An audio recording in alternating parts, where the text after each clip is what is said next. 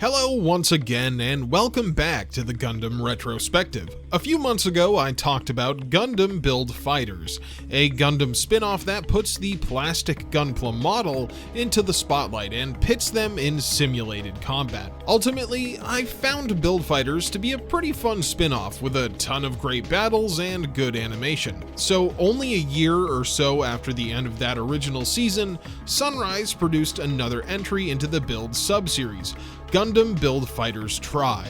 While Tri isn't a direct sequel to the first show, as it follows a new group of characters, it does take place in the same world and features some returning names.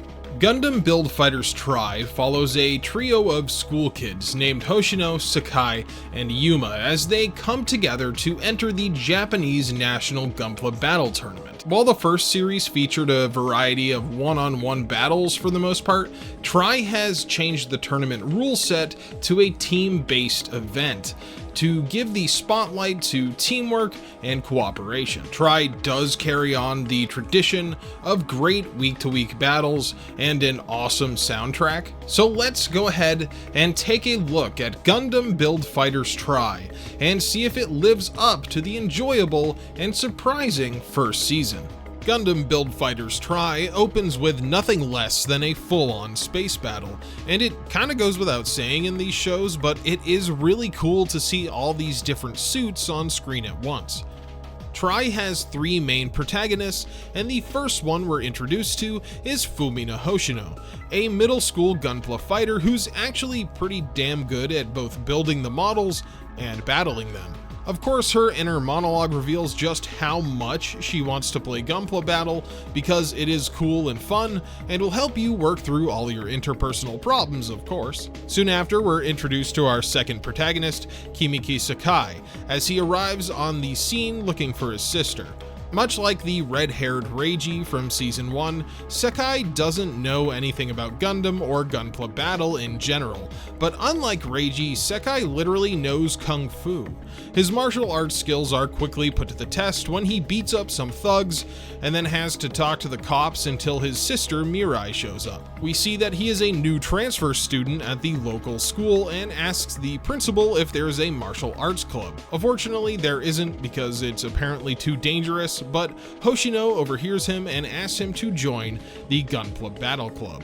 Hoshino is kind of in a bind. The Gunpla Battle Club has become increasingly unpopular over time, losing out to the rival Plastic Model Club. The only reason she's even allowed to keep it going is because a school alumni won the World Championship 7 years prior. In order to keep the club going, Hoshino needs more members, but she also really needs to pull off a win at the upcoming regional tournament, or else it's going to be folded into the Plastic Model Club. That really isn't something that Hoshino wants because the president of the Plastic Model Club, a guy named Miyaga, is kind of creepy and annoying. It isn't too hard for Hoshino to get Sekai interested in Gunpla Battle. She simply tells him that it is the ultimate battle. Of course, when he sees that it is conducted with plastic toys, he tries to leave, but that's not anything that a chair and some duct tape can't fix. Sekai finds a model of a Dom inside the trophy won by Sei and Reiji, and when Miyaga challenges Hoshino to a battle, Sekai can't help but join in and realizes that he can use his Jigen Hao school martial arts while piloting a Gunpla. Another member of the Plastic Model Club, Yuuma Kosaka, the brother of China from Season 1, shoots at Sekai from far away and blows it up. However, instead of being destroyed, we see that hidden inside the Dom was the pristinely preserved Build Burning Gundam, a model built by Sei Iori. With this new unlocked power, Sekai easily defeats Yuuma, and we see his power is so high that the particles actually escape the playing field and blow shit around the room. Everyone is stunned to see this, and while Miyaga and Yuuma might just chalk it up to beginner's luck, Hoshino believes that Sekai might be her key to finally winning a tournament. The 19 and under Japanese regionals start in only a few months, and while Sekai is willing to join the team and learn Gunpla Battle, the rules of the tournament requires each team to have 3 members. It turns out that Yuuma used to be really into Gunpla Battle. In fact, he made a promise to Hoshino to play Gunpla Battle together in a tournament when they were kids. But in this episode, we learn that 2 years prior to the beginning of this series, Yuuma got in a battle with a mysterious Gunpla fighter who beat him so badly that he totally gave up on his dream. Since then, he's thrown himself into actually just building the models, going on to win multiple art championships and tournaments as an accomplished builder. So now, when the student council is considering folding the Battle Club into the Playmo Club, Hoshino and Sekai have to take on Miyaga, Yuuma, and another club member named Eri. If they can win, then the club will continue on in the future, and if not, then Hoshino will have to join the Playmo Club, which she really doesn't want to do because Miyaga is a big creep and is just sort of using this as a way to get close to her. Maybe the school should look into that?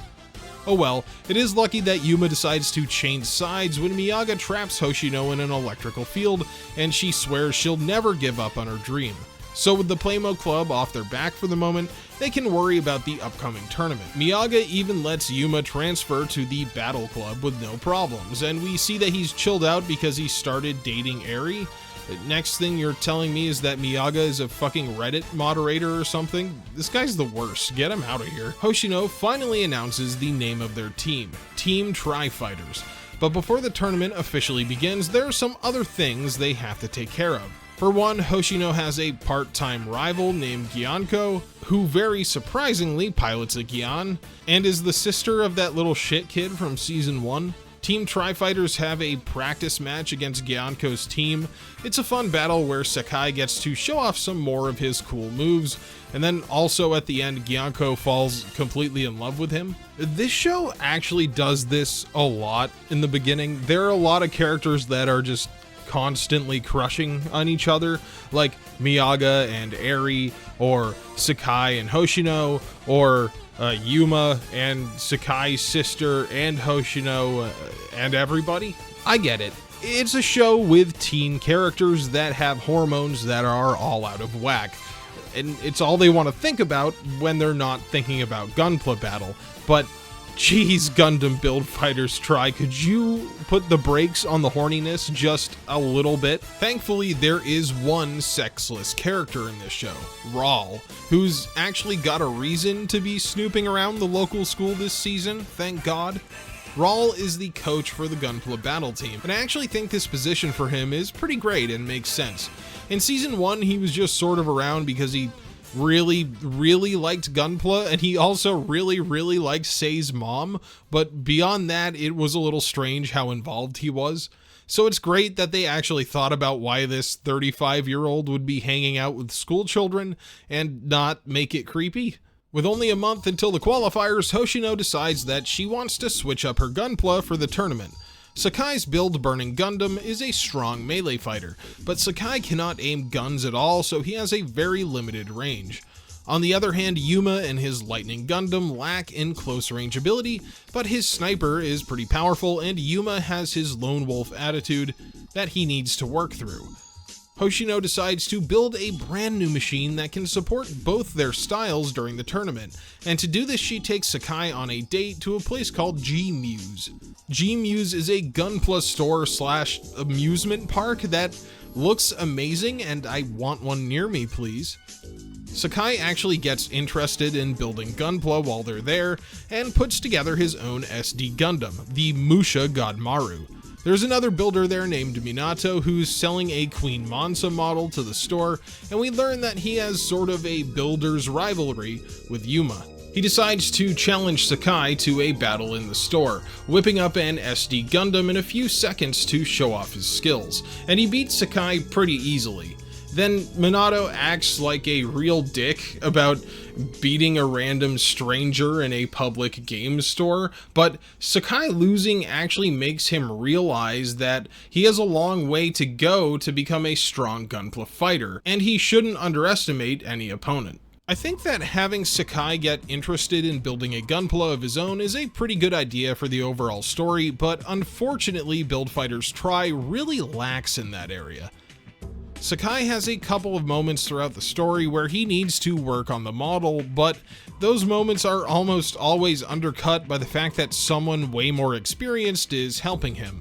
When Season 1 had Sei's building skills be a huge factor in his character development, and then even devoting time to Reiji enjoying building as well, it just makes Tri feel a little lacking in that department. Like, can any kid who takes karate classes be great at Gunpla battle, as long as he has a high luck stat and finds a Gunpla built by a former world champion? I guess so. The show does bring this back up later on, but there's sort of a hand-waving explanation about the soul of the Gunpla model and the feelings of the builder, and it never really commits to having Sekai build his own model from scratch, which is really a shame, and it also feels kinda cheap when every other competitor in the show has built their own Gunpla for the tournament. We then get a training montage and get a good look at the new and improved Lightning Gundam that Yuuma built. Get used to Yuuma really hating on Sekai for a while. He calls him useless for like half the show, even though Sekai is the Gunpla savant of the century, and it does get a little bit old. The regional qualifiers finally begin, with Team Tri-Fighters taking the third match of the day. Hoshino reveals her new winning Gundam, a transformable support unit that is also an SD Gundam of her own original design. The team wins their first match pretty easily, and right after Minato confronts Yuuma, accusing him of taking up Gunpla battle to run from him and their art rivalry. Now, Minato is a rival that persists for Yuuma until the end of the season, but I actually find it pretty funny that Yuuma never really considers him a rival at all until like the very end. It's an interesting dynamic, but it does make Minato seem a little pathetic. Seeing him on a team with Sekai and Hoshino makes him determined to get into Gunpla battle himself so that he can take out his rival. The next team that they have to take on is made up of students from Seirin Technical School's Science Club. Say that 5 times fast. They are a robotics club with some renown and are known to rule the battlefield with superior tactics. Yuuma worries that the Tri-Fighters don't work together as a team enough, but when Hoshino takes him and Sekai to the club room after school and shows them a hidden weapon that she's been working on, he gets his confidence back. Also, it's kind of like ironic that it's Yuuma that brings this up, seeing as how he's the main problem, being an ass to Sekai the whole time. Anyway. Of course, we don't actually get to see this ultimate weapon until the match, where the Seirin team has cloaked themselves and are relying on radar jammers to get the jump on Team Tri-Fighter. However, Hoshino reveals that the winning Gundam can split into separate parts and combine with the Burning Gundam and Lightning Gundam to give them super-powered weapons. The Burning Gundam receives the winning knuckle, and yeah, this big Hulk hand that Sekai gets to use is pretty damn powerful. And that's not to discount Yuma's winning launcher, which ups the output of his rifle to the point where it just blasts everything away. Hoshino's winning Gundam being a straight-up support unit that combines with the rest of her team to augment their strengths is a really great idea, but the show doesn't really commit to that for very long, as we'll soon see. Next up, Team Tri-Fighters is up against a team from Johto Middle School who pilot completely stock Gunpla, relying on pure skill to carry them through. While that might exude confidence, 2 of the team members meet up with our main trio, and they straight up beg them to lose the next match. Their team leader, Shion, has a sick little brother who wants them to win for his sake. Of course, Sekai doesn't really respect this approach and goes to see Shimon and his brother personally, and while that seems like it might be a step too far, Shimon is a former boxer and takes Sekai's appearance and challenge well. The match that the 2 teams fight is a pretty fun one too, with Shimon's teammates sacrificing themselves to take both Yuuma and Hoshino out of bounds, so that they can have a one-on-one fight. Also, the Gunpla flying out of the boundary is an interesting rule that never really comes up again, but it was cool to at least see it once. The Sekai vs Shimon 1v1 is a fun fight as well, but it doesn't last too long as Sekai defeats Shimon's Destiny Gundam with his special kick move and tells Hoshino that if he lost on purpose, it would only be making Shimon's brother happy with a lie. Luckily, Shimon actually does stick around as a background character for the rest of the show to give Team Tri-Fighters moral support as a friend, which is nice to see because I like his design and his overall backstory. At this point, Team Tri-Fighter is ready to go to the semifinals of the qualifiers, with their opponents being Team Leviathan, a trio that use a big dragon-like mobile armor called the Dagorla, which some people may remember from Victory Gundam. Well, luckily for me, the victory memories subside incredibly quickly because Team Tri-Fighter pretty much uses the winning road right out of the gate to win the match. Dragon versus Big Fist? I choose Big Fist every time. However, the battle with our main team is not actually the focus of this episode. Since the beginning of the show, Sekai has been promising to rematch his one-sided love interest, Gyanko. I want to take a moment to just say that I really love the character designs in this show. The Build sub-series has very expressive designs, and at times it almost feels like Yu-Gi-Oh, but more low-key. While the main trio are pretty boring in design and just wear regular clothes, characters like Gyanko are completely themed in this uniform-like design, and it just makes them stand out really well. If you look at Shimon, you can tell that his character is athletic and into boxing because of how he dresses and how he stands around. You can tell how he's going to fight as a Gunpla fighter, being a close combat hand-to-hand type of guy, because you know more about his character outside of the Gunpla battle, and that's really fun and interesting. In this episode, we introduce a person named Suga Akira, and while he was on last year's Japanese championship team, we can immediately tell that he is a laid-back person through his unbuttoned shirt and hairstyle, plus the look on his face. By the way, the expressiveness of the reaction shots in this show is top-notch. They really let characters break their design in a way that you really can only do in a lighthearted show like this. This Suga Akira guy is a ringer for Team G-Master, and despite Gyanko's promise to fight Sekai in the finals of the qualifiers, her team is knocked out of the tournament relatively easily. Suga pilots a heavily modified G-fighter named the Delta G Bomber that not only has the mobility of a fast strike fighter craft, it also has these little grabby arms that allow it to do Gunpla martial arts. Now, I kinda have to wonder if Akira's ship having arms like this is in some way a reference to Outlaw Star, but it may just be the fact that I'm currently watching that show that it comes to mind. Either way, Sekai sees this as a perfect match for his Jigen House style. Plus, Akira Suga is just a big Slugger Law reference, so if you're a fan of that character that showed up for like 5 episodes to eat hamburgers and be fucking awesome and slap people, well, here you go. I know I am. Sekai trains for their matchup with Team G-Master with Gyanko and Shimon, and he mostly focuses on how to match Akira Suga's martial arts. When they begin the battle, we see that they must fight on a space field with the classic Solomon base in the center. While Hoshino and Sekai enter the base to search for the enemy team, Yuuma scouts the outside of the asteroid. He runs into Pseudo from the enemy team. Pseudo eventually brings out the Mega Launcher to target all 3 of the members of Team Tri-Fighters in a really cool, beam bending move. This battle is actually really hype, and I think the music really hammers that home.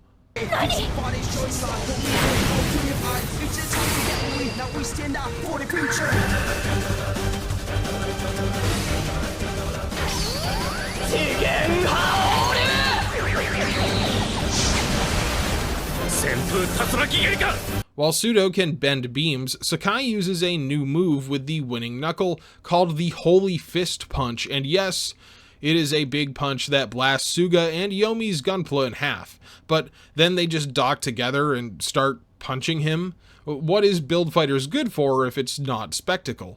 Sekai and Akira go all out against each other, and just when you think that Sekai is about to lose to Team G-Master's ringer, the burning Gundam begins to glow red, and Sekai comes out on top with a big ol' shonen scream.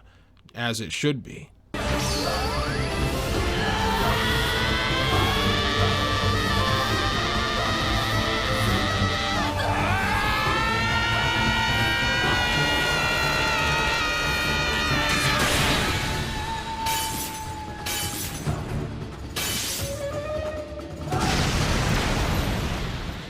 This red glow is something known as assimilation, and basically it means that Sekai is controlling his Gunpla at ultimate efficiency with his entire body. The drawback of this massive power boost is that Sekai is quickly exhausted while using it, and damage sustained to his Gunpla is also reflected on his flesh and blood body. Luckily for Team Tri-Fighter, Sekai recovers from his exhaustion relatively quickly. That last battle not only won them the championship, but also got the team a place in the Japanese Nationals. During the interval between the two tournament arcs, the team has a few things that they need to do. For one, both Yuuma and Hoshino both need to rebuild their Gunpla after they were destroyed in the last match, which means they go to G-Muse and we get a fan service episode that shows off a bunch of models. Second, Raul thinks that Sekai would benefit from some Gunpla training, so after they have school exams, he takes the team to a training camp at a place called Nilsson Labs. Of course, this place is run by none other than the boy genius from last season, Nils Yajima, but now he's really tall and married to Caroline, hence the name change. While the team is here, they meet a bunch of characters that will be important in the upcoming arc. I will say it does feel like a bit much introducing all these characters at once, but the structure of this show kind of demands it, otherwise they would just be introduced during the tournament. I do want to point out that on the way there, Sekai and Hoshino are being super annoying singing Anime Janai in the backseat of the car, and I just found this scene actually super funny. First, Sekai meets with members of Team White Wolf, who were the team that knocked G-Master out of the tournament last year. Before he's able to battle with their leader, Matsunaga, their whole team is wiped out by my favorite character in the show, Ado Saga. Saga is part of a team from the Gunpla Academy, the school that has won the Japanese Nationals for the last 6 years in a row. He and his Gundam The End made short work of Team White Wolf, and when Yuuma enters, he claims that Saga is the person who beat him so badly that he lost his love of Gunpla battle 2 years ago. Yuuma then immediately enters the battlefield with his Lightning Gundam, but is knocked out of the sky in only a few moments, and then sort of acts like a whiny loser about it. This scene is basically that scene from Avengers Endgame where Yuuma is like, "You ruined my life," and Ado is like, "I don't even know who you are." And this is where I started to get a little confused, because if we go back to Yuma's flashback, Ado Saga is definitely not the guy that he battled. I guess you could say that he dyed his hair and changed up his style in that 2 years, but I don't know many teenagers getting facial reconstructive surgery that totally changes the shape of their chin, so I don't know. There's another character that shows up later that sorta works better for Yuma's backstory, but they end up doing something completely different with him, and we'll go over that when we get to him. But it really just does feel like the writers had an idea for this, and then somewhere along the line things got switched up. But that is just me speculating. Sekai and Hoshino join the battle to defend Yuuma, and Sekai is forced to use the winning knuckle right off the bat just to be even with Saga. But even then, the burning Gundam is nearly trashed by Gundam The End, just with pure edge. Gundam The End has face lasers and hand-to-hand capabilities, and just to put a cherry on top, it has revolvers. Like, that's awesome. Anyway, the burning Gundam is almost destroyed, but then the clouds open and the perfect Gundam 3 Red Warrior, that's a long one, descends from the heavens to join the battle. Meijin Kawaguchi himself has been watching from the sidelines and just can't help himself from getting involved in such a blood-pumping fight. Saga wants to prove himself by fighting the Meijin, but before the two can really get serious, the battle is aborted by none other than Alan Adams, the guy from PPSE in Season 1. Now he works as the coach for Gunpla Academy's team, Celestial Sphere, which happens to be the team that Saga is signed to for the upcoming tournament. Meijin Kawaguchi follows Yuuma into the woods, where he went to cry about being a loser. He gives Yuuma the Lightning Gundam, which he'd left behind at the campus, and then takes off on his cool motorcycle. While Sekai has all these amazing fighters that inspire him to fight harder and reach his potential, and Yuuma goes off on a fun adventure with the Meijin to rediscover his own weaknesses through Gunpla battle, Hoshino has her own situation to deal with. Hoshino has a flashback to seeing a strong female Gunpla fighter competing in a tournament when she was a child. This fighter goes unnamed, but she inspired Hoshino to get into Gundam as a hobby, and to want to win a tournament herself.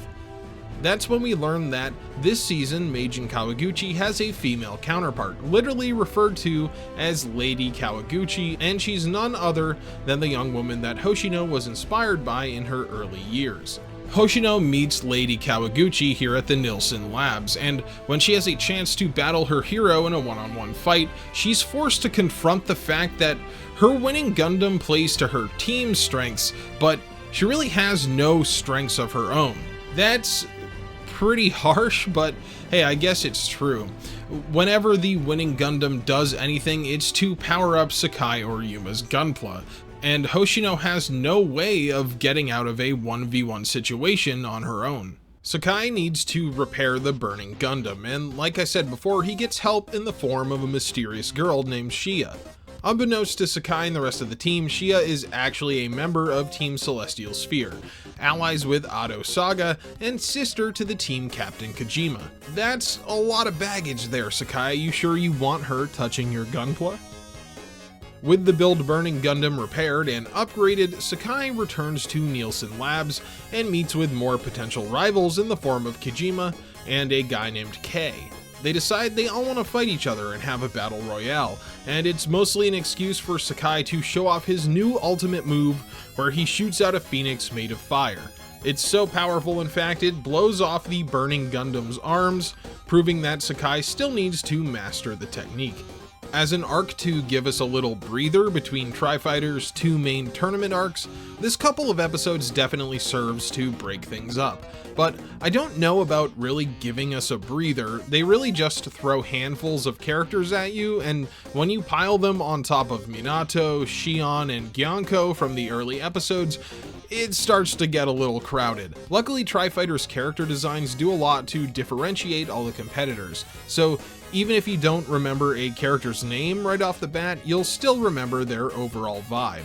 Speaking of earlier characters making a return, Minato appears once again and has joined a team called Team Build Busters. Minato will not let his rivalry with Yuuma go, to the point where he believes winning art contests that Yuuma doesn't enter to be a waste of time. Kind of a parasitic relationship you got there, eh, Minato? While you might think that Sekai has no shortage of rivals, there's actually one more to add to the top of the stack, and this guy has a more personal connection with our red-haired hero. Junya Inose is introduced as an acquaintance of Akira Suga. He's a huge jerk, and we get a big hint that he also practices Sekai's Jigenhao style of martial arts. He's also the character that I definitely thought was from Yuma's flashback, especially since he's a dick, and that scene fit more with his character than Saga's. Junya stays in the show's shadows for now, though you always kind of feel like he's going to jump out from behind a tree to demand your lunch money or something. Finally, Team Tri-Fighters arrive at Yajima Stadium, the venue for the Japanese national tournament. Minato reveals that he has a custom-built Double Zeta Gundam, which elevates him a couple of points in my eyes. He also runs away from Yuuma so that their reunion can be more dramatic, but is just cornered by the whole team in an elevator anyway.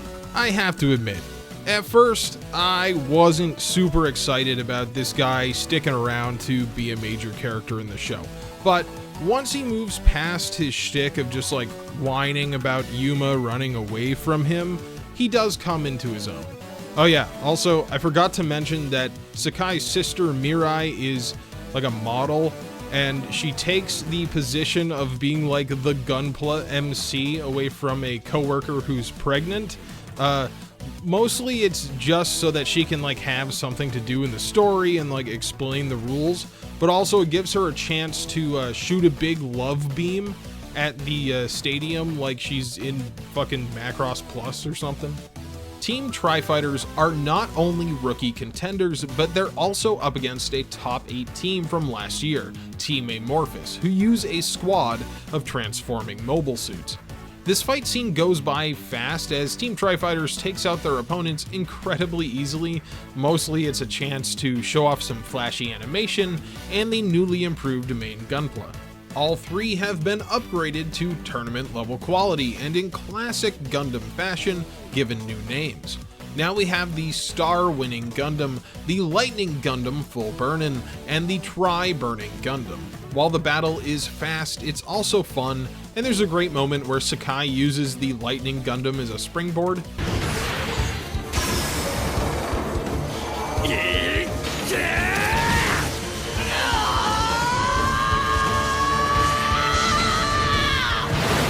Not to be outdone, Minato's team takes the next match, and we get a reveal that he created an original Gunpla that requires all 3 of his team members to combine. Together, they form Tryon 3, a love letter to super robots from other Sunrise series like Brave and Voltes 5. In fact, Masami Obari contributed to the creation of the combination sequences. He is a legendary animator that has contributed a ton of work to the industry, specifically with his mechanical designs and incredibly dynamic poses. If you haven't seen some of the artwork he's done for the Gundam franchise, man, there's no other way to describe it other than fucking phenomenal. So when you have a legend of the industry on board to create a transformation sequence and base the final result on the Double Zeta Gundam, well, it does not have to try very hard to win me over. Sekai is then shocked to see Shia on the Gunpla Academy's team, and especially shocked when Kijima has her take out the entire opposing team by herself with her Gunpla, the G-Portent. And I feel like it might be important to mention that the G-Portent is actually one of the Gunpla that I own, along with another one that shall not be named because it is horrifying. The enemy team includes K, the guy from the Nielsen Lab episodes, but he gets taken out really easily as the G-Portent has no problem dodging all of his missiles. I thought K was going to be a bigger part of the show because of his character design, but he's pretty much relegated to a comic relief character, so we can cross him off the rivals list.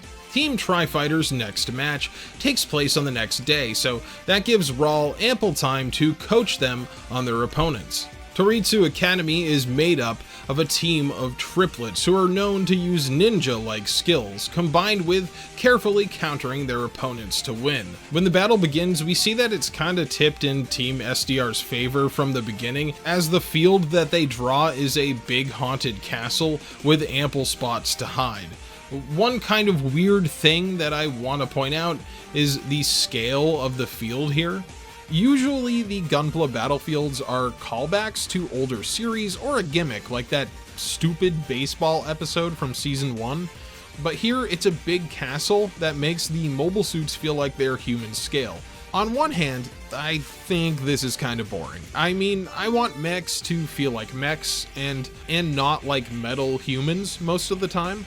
On the other hand, it is nice that this series has the freedom to do what it wants. I just wish that it would do something more interesting. Although, Spooky Castle does get points. Most of the battlefields in Tri are pretty boring, and it's a shame that there wasn't some more creative stuff because, well, you can do literally anything. Team SDR tries to separate and pin down Team Tri-Fighters in the castle and then blow them up with a bomb. However, they heavily underestimate Team Tri-Fighters' ability to smash through walls, and it doesn't work. But just as Sekai is about to smash them, they all combine to reveal their machine's true form. A giant dragon mobile suit called the Sneeball Dragogira, which is insane. And also, I feel like I need to point out that this is the second dragon-style mobile suit that we've seen in this season, so, again, I wish they would have done something a little different. Team Tri-Fighter blasts out of the castle, collapsing the whole building on the dragon, but it has no effect. Sekai uses his Burning Burst to damage the near-invincible dragon, but he has been using assimilation this entire time, and he faints right after. Now, though, we get the reveal that not only can the winning Gundam transform from support craft to SD mode, it has a third transformation called Real Mode. Hoshino uses this ultimate attack called the Winning Beam in combination with Yuma's final shot, taking out the SDG and winning the match. And if anything, I did think that this fight was a little boring, and having another team's shtick be like their Gundams transform into one big Gundam isn't exactly exciting right now because we've already seen that 5 times in this season. However, Having Sekai fail and faint and leaving it up to Yuuma and Hoshino to take out the dragon by themselves, even if Sekai damaged it beforehand, is an interesting idea, and they don't do that enough in this series. I don't think that Yuuma and Hoshino get enough time to shine on their own, so I do like that about this episode. With Team Tri-Fighter moving on in the tournament, we now get a little bit of out-of-match drama. Yuuma receives a case of special parts for the build-burning Gundam from Sayori, who says that he's been watching their progress in the tournament and wants to support them and cheer them on. Yuuma is jumped by a gang of thugs on his way back to the hotel, and he's almost beaten up until Sekai steps in and puts an end to it with the threat of karate. Bow to your sensei. Bow to your sensei! You think I got where I am today because I dress like Peter Pan over here? You think anyone thinks I'm a failure because I go home to Starla at night? I don't think so.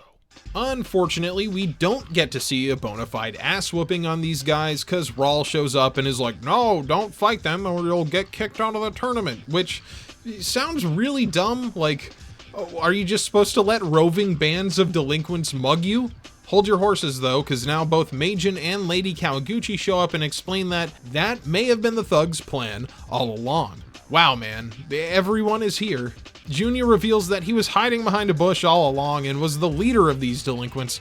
However, he throws them under the bus and says he was just passing by when the cops show up, so, I mean, kind of a bitch move. We then get a flashback sequence of Sekai and Junya training in the Jigen House style, and back then Junya seems like a totally different person. However, his drive to gain more power through learning the Jigen House school's secret technique eventually makes him turn away from the school, as their master refuses to teach it to him. Thus begins Junya's path of eventually becoming a huge douchebag, and also scouring the globe for different martial arts techniques to become more powerful. Junya feels like he is from a completely different anime, and he doesn't really care much about Gunpla at all. He's really only using it at this point in time to hurt Sekai. As for why he wants to personally beat Sekai, a student who's younger than him and is currently just playing a game with his friends, well, Junya is so obsessed with learning the secret of the Jigen House style that anyone associated with it looks like a target. He thinks it's the one thing that's stopping him from gaining a new level of power, and his Gunpla is literally named the Denial Gundam, so what more can I say? Team Tri-Fighter is going up against Junya's Team Titan in the next match, so he and Sekai won't have to wait long to settle their feud. While Sekai and Junya have their one-on-one match in the middle of the battlefield, going back and forth with competing martial arts techniques, Hoshino and Yuuma also both get a fun side battle for themselves. Yuuma even gets in a cool fighter jet battle with his opponent, which was different and fun to see. Hoshino has gun legs on her winning Gundam that she uses to blast her opponent, and while that's cool, I don't think we ever actually see them again. But in the end, Build Fighters Try really is the Sekai show, and as much as I would like Yuuma and Hoshino to have a bigger spotlight in some of these fights, they act more like a tool to get Sekai into a 1v1 with whoever is his rival this week. Now, I will say the fight with Sekai and Junya is actually more interesting than most others because Junya starts using techniques from other martial arts and begins overpowering Sekai. I mean, he does a goddamn Dempsey roll. He deserves the win just for the Ippo reference. And yes, before someone types it in the comments, I know Jack Dempsey and the Dempsey roll are a real thing. Well, come on, that was Ippo as fuck. They even did the jet engine noises, which honestly makes more sense here than it does in Ippo. Just when it looks like Sekai might lose this matchup, he goes into assimilation mode and gets ready to fight Junya for real. I do think it would be really funny if Yuuma just sniped Junya from here while he was distracted. Sekai won't have an easy time even while using assimilation though, because not only can Junya also use it, but he shoots an energy beast that cancels out Sekai's big Phoenix attack. Then, when they begin to go blow for blow, the build-burning Gundam begins to take damage to its arms. Junya uses his Bayonetta hair to start choking Sekai out. He thinks that Sekai knows the secret to the Jigen House style and wants to get it out of him. While Sekai is almost ready to give up, he sees that the Gunpla is glowing, a sure sign that the spirit of the Gunpla wants to fight on past its limits. This unlocks a special move where the Burning Gundam uses energy projection to make a bunch of clones that hit Junya with a bunch of moves all at once. This frees Sekai up to shoot Junya with a big beam attack, finishing him off and ending the battle. Now, while this is cool, I will take my Gundam Ball Z level stupid shenanigans any day of the week. It is kind of a total ass pull. I mean, Sekai wins because Sei built such a badass Gunpla that it's basically a shonen protagonist wrapped in a tiny plastic toy.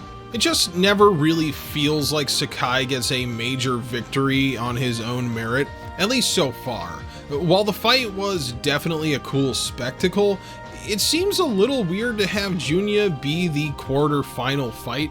He is the rival with the most personal connection to Sekai, and he's a huge asshole, so you would think that he would be the ultimate antagonist for Sekai to overcome. But he only shows up for a bit of this show, gets beaten in his first fight against Sekai, and that's it.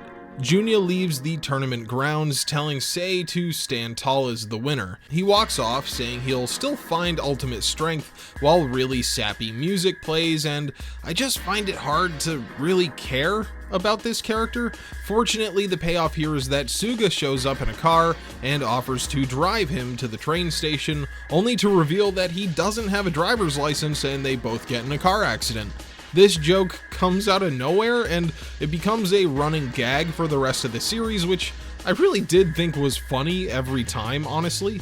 So now, with Junya out of the way, we get introduced to another fucking rival for Sekai in the form of Lucas, a European Gunpla champion that has transferred to a Japanese school just to compete in the country's nationals. Lucas was actually introduced before, but he's literally done nothing but stand around until now. Finally, we get to see him do something as he takes out Team White Wolf with his Crossbone Gundam. And while I think Lucas's inclusion is totally unneeded, it's really great to see Crossbone Gundam animated in some way, shape, or form because it's just so cool. The remaining teams draw lots to determine the semi-final matchups. Yuuma and Minato will finally get their fated matchup as Team Tri-Fighter faces Team Build Buster. Okay, I say that semi-sarcastically because Yuuma really doesn't care about what Minato has going on at this point, but truth be told, I actually kind of like their rivalry by this point in the show. Hell, at least he has a reason to want to be rivals with Yuuma, since he thinks that Yuuma is running away from him in the Build Championships. And that's a hell of a lot more than 80% of Sekai's long list of suitors have going for them. But before we get to see Tryon 3 take on Team Tri-Fighter, the Lucas train keeps on a-rolling because now Team Von Braun has to face off against the Gunpla Academy in the semi-finals. I will say I feel pretty bad for Lucas's teammates. They don't even get to announce their names or Gunpla when they launch for the battle. Lucas faces Saga and is able to take out his Fang bits, but he gets driven back when both Shia and Kojima attack as well.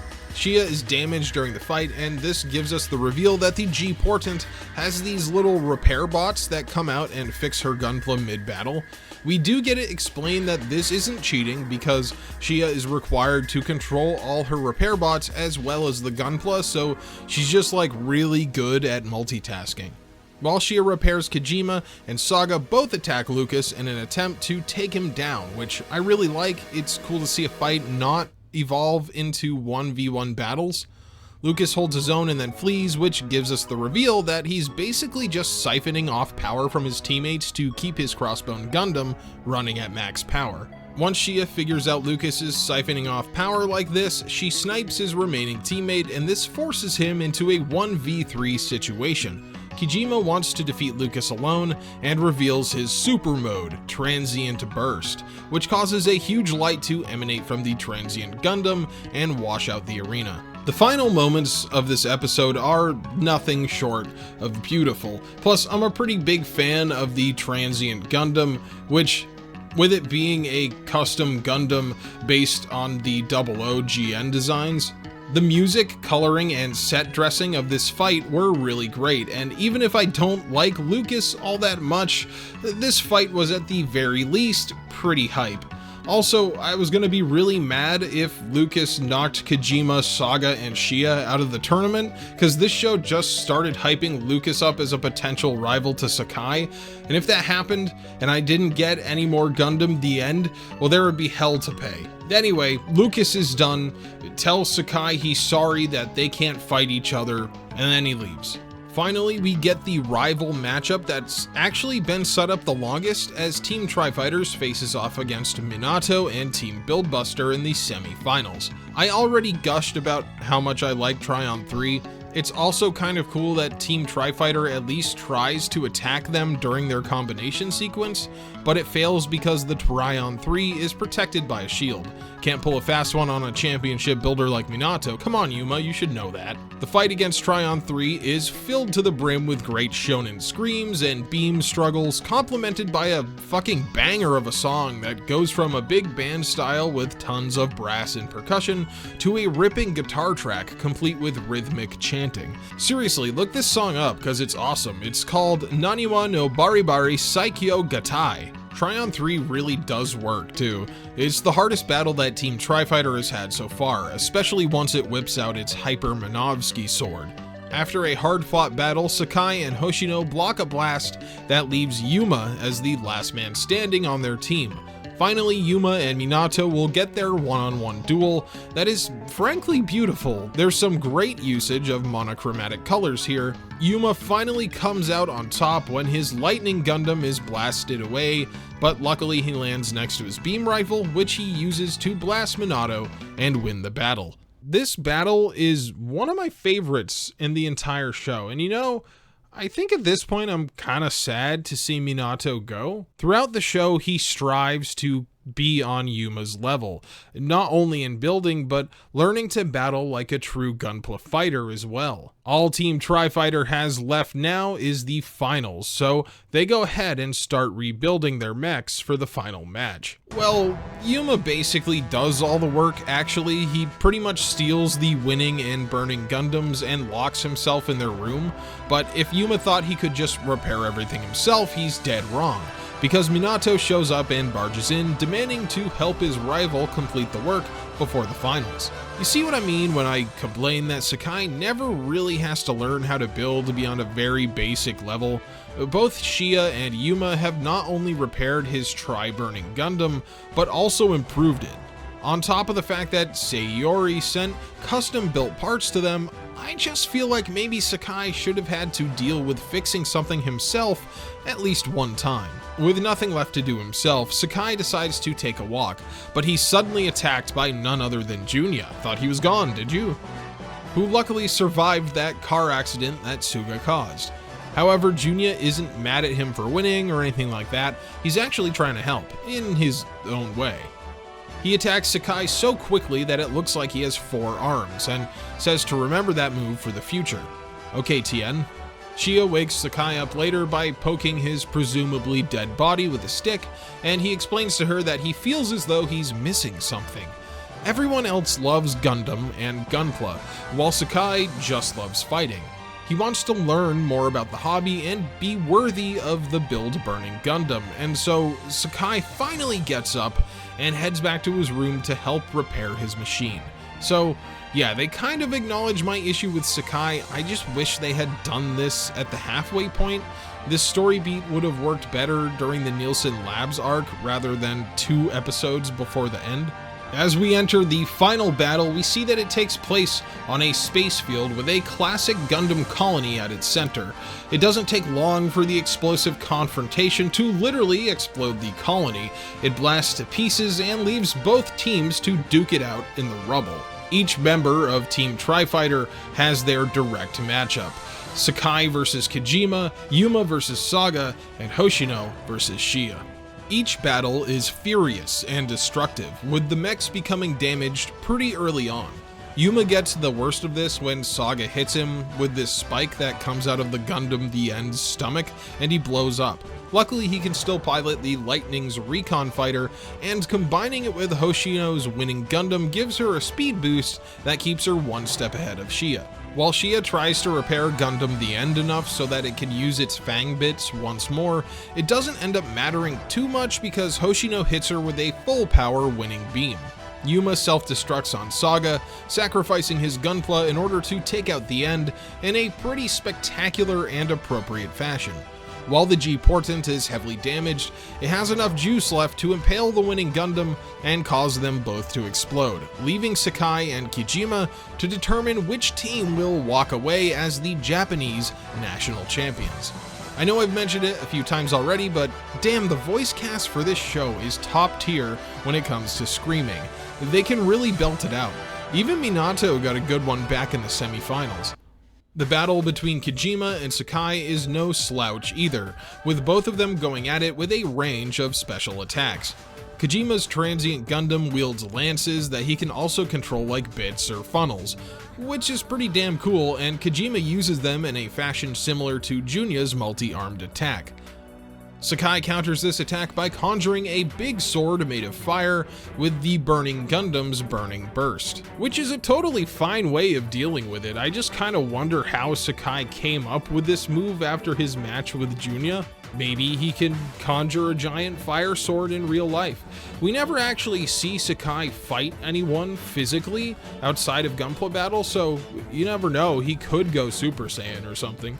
Kijima is forced to use his transient burst, and just when we think Sekai is in real trouble and is getting thrashed around the battlefield, the battle is ended because they ran out of time. Yeah, they actually brought the timer back as a plot device in the last episode. I was honestly pretty surprised by that. In this situation, each team gets a few minutes to repair any damage to their Gunpla, and then they'll have to fight a one-on-one sudden deathmatch. Minato and Yuuma have completely rebuilt all three of the team's Gunpla to have interchangeable parts, so they slap some new arms and legs onto the burning Gundam, and then the final battle is on. The OP plays, so you know it's incredibly epic. Both fighters turn into like these energy beings and smash into each other, causing a giant explosion that blows a chunk out of the planet. When the dust fades, the only one left standing is the Tri-Burning Gundam, though it looks like it's about to fall to pieces. But we aren't done with this series yet, as there's one final episode left. Sekai skips the awards ceremony, but leaves a note saying he's gone on a training trip. Hoshino and Yuuma attend a build contest, and we get the horrifying reveal that Minato's entry is a Gundam made based on Hoshino's likeness, which is, well, it's a little weird, let's be honest, especially considering Minato pilots it when everyone gets in a big Gunpla fight at the end. You have some interesting outlets for your inner thoughts, Minato. Sekai shows up with his newly built Kamiki Burning Gundam and reveals his training trip was to learn building with Shia, which makes both Gyanko and Hoshino mad, so they double team him. Even Meijin Kawaguchi can't help but jump into the battle, and who does he fight? None other than Raul, who finally gets to actually do something and display his world-level skills. Lady Kawaguchi even battles Hoshino so that she can fulfill her dream of battling on the same level, and there's one final Suga car crash joke to close out the credits. But that isn't all, because we get the ultimate reveal, the most important reveal in the show, that the master of the Jigen Hao School of Martial Arts is none other than Domon Kashu himself, or at least a really dedicated Domon cosplayer. This doesn't make sense, but it's really cool and fun, so I don't care. And that was Gundam Build Fighters Try, the sequel season to the original Build Fighters that had some pretty big shoes to fill. In my opinion, I think the original Build Fighters is the superior show. It had a more complicated plot outside of the Gunpla battles and even an overarching villain. Try is good, don't get me wrong. It probably surpasses the original in hype moments, which is important for a show like this. But at the end of the day, it has lower stakes and less interesting characters. Otto Saga is up there with some of my favorite characters in all of Gundam, just design-wise, but at the end of the day, he doesn't really hold a candle to somebody like Riccardo Fellini. There's one area in which Build Fighters Try really excels, and that's with its animation and music. The use of color here works really well with the Build sub-series. It's all bright colors and flashing lights. So even if you don't like the storyline of this season, you can stare at the screen for the fights, and it will still be a solid experience. So what did you think of Gundam Build Fighters Try? Did it live up to the first season for you, or to the Gundam franchise as a whole? Next time we will be discussing one of my favorite entries in the Gundam series to date, Mobile Suit Gundam Iron-Blooded Orphans Season 1. So until then, keep your head up and your Gunpla polished. Hello everyone and welcome to today's end card. Let's start off, like always, by thanking the channel members, aka Batosai, Azure Windress, Brian Sanchez, Daniel Johnson, Dillasoul 22, Gert, Harmonious, Hidden Insanity, Joe Castellanos, Joe Cavazos, Johnny G, John Lamb, Canto 20, McLean Nugent, Sindustries, Trey Hardy, Video Gamer 75, Yo-Yo Mitch, and Zappa Slave. Thank you all very much for throwing me a couple of bucks because you enjoyed the channel. I really do appreciate it. It helps me order new equipment like the green screen and the lighting that I used in this video, which I'm still working out how to best incorporate all that stuff. Like, I really need to figure out a better way to set up my lights so that they don't reflect in my glasses as much, but my office is just, I'm working with very limited space, so yeah, it's just something we're gonna figure out over time. Plus, I need new glasses anyway, so maybe I'll get those, like, non-reflective lenses, and that'll really help. Anyway, coming up next is the video for Outlaw Star. I really dragged my feet on Build Fighters Try. It took about 6 weeks, and I mean, for one reason, it is an hour-long video, but two, I ended up taking like a week and a half off of working both on this channel and on the gaming channel because I just didn't want to get burnt out and then have it be like a 2-month break. So it was also my birthday at the end of August, so I was just like, you know what, fuck it, I'm gonna take a break in the middle of summer here. It's not gonna make a difference one way or the other. The video is still gonna go out. So yeah, I just let myself kind of rest for a little bit, which was really nice. But now we've got things back in a swing here, and on the gaming channel we're playing Gundam Breaker 4 and Final Fantasy X. I just updated the like banner on the gaming channel to like better give people an idea that this is a Let's Play channel. It's not like gaming retrospective, so people aren't like going over there subscribing and then being like, oh fuck, I don't want 3 videos a day from this asshole where he's you know, playing fucking Suzy Cube. So anyway, yeah, coming up next is Outlaw Star. I really like that show. I'm looking forward to the video. Probably not going to be an hour long.